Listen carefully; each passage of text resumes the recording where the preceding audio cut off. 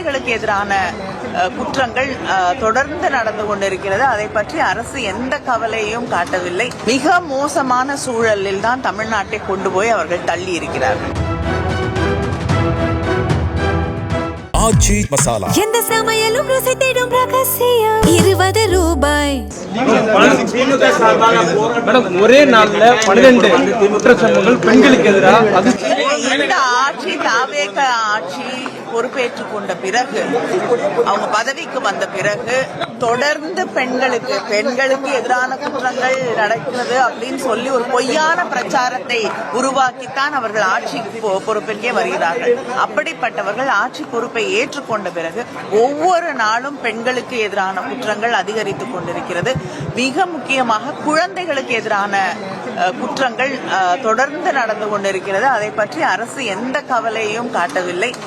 அதை பத்தி எந்த அக்கறையும் இல்லாத அளவுக்கு தான் அவர்கள் செயல்பட்டு கொண்டிருக்கிறார்கள். அதை விட மோசமாக அதை எப்படி மூடி மறைப்பது அப்படிங்கிற வழிகளைத்தான் இன்று அவர்கள் தேடிக்கொண்டிருக்கிறார்கள். இன்னைக்கு ஒரு குழந்தைக்கு அட்டாப்சி நடக்கக்கூடிய ஒரு இடத்துல ஒரு எம்எல்ஏ உள்ள போய் அங்கே இருக்கக்கூடிய அந்த குழந்தையோட பெற்றோர்களோடு பேரம் பேசக்கூடிய ஒரு மிக மோசமான ஒரு நிலை. எங்களோட மகளிர் அணியை சேர்ந்த சகோதரி அந்த இடத்துக்கு போகக்கூடிய அந்த நேரத்தில் அதை அவர் கண்கூடாக பார்த்திருக்கிறார்.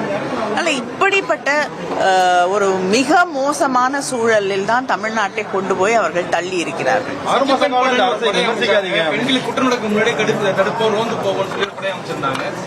இல்லைங்க,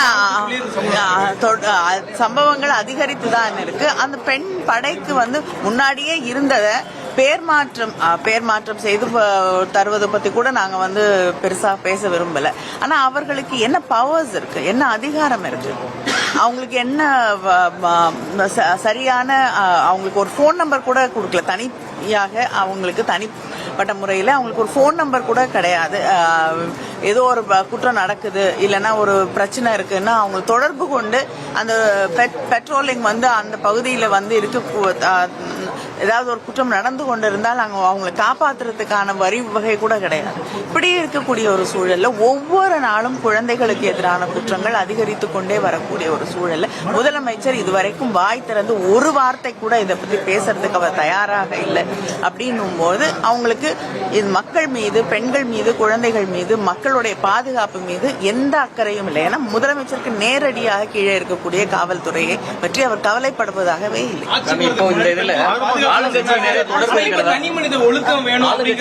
தொடர்பு இருக்கிறதா ஒரு செய்தி.